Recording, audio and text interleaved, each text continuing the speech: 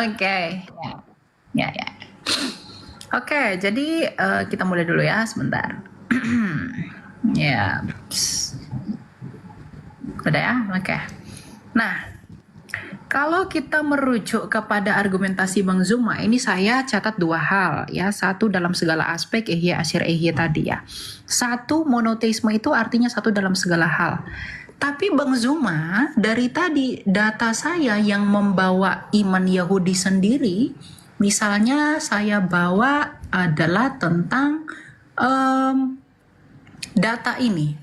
Bagaimana Anda menjelaskan iman Abraham yang iman Abraham yang monoteisme tetapi ia menggunakan kata Elohim?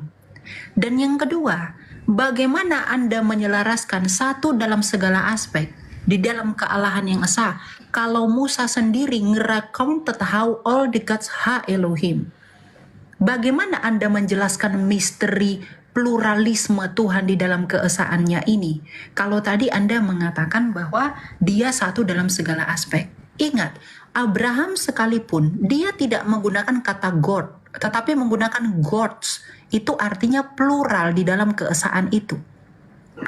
Plural verb. Dan kemudian yang kedua, saya mau Anda coba bantah ini. Bagaimana Anda menjawab memra di dalam Targum? Ini Targum orang Yahudi, ya. Targum orang Yahudi ini mengatakan begini, ya. Memra selalu diidentikan dengan Allah, juga dibedakan dengan Allah. Karena disebut memra yang bersama-sama dengan Allah, memra min kedem Allaha.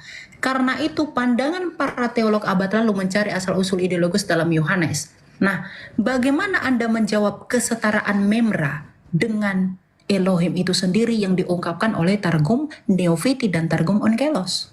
Ini punya Yahudi, bukan punya Kristen. Sebelum perjanjian lama ada, sebelum ide Trinitas lebih jelas ada di dalam perjanjian baru, iman Yahudi sudah secara misteri mengungkapkan kebagaimanan Allah yang satu. Makanya tidak menggunakan kata Yahid, melainkan kata Ehad.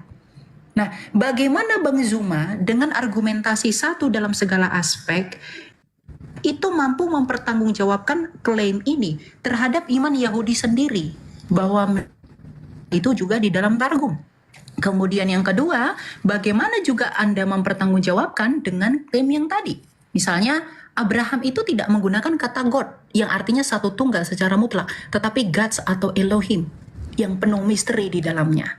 Nah, ini yang harus Bang Zuma jawab. Berikan saya literasi untuk menjelaskan ini bahwa kata gods di sini itu melingkupi kepada satu pribadi dan satu kemutlakannya tanpa penjabaran.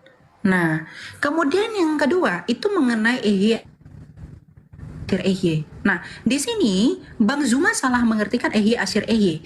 Ehye asyir ehye ini itu adalah nama atau covenant name, nama perjanjian dari Tuhan, bukan proper name dari Tuhan. Nah, sekarang saya mau tanya ke Bang Zuma, kalau memang Tuhan di perjanjian lama ini menggunakan namanya sebagai ehye asyir ehye, dalam Septuaginta ini disebut dengan ego eimi.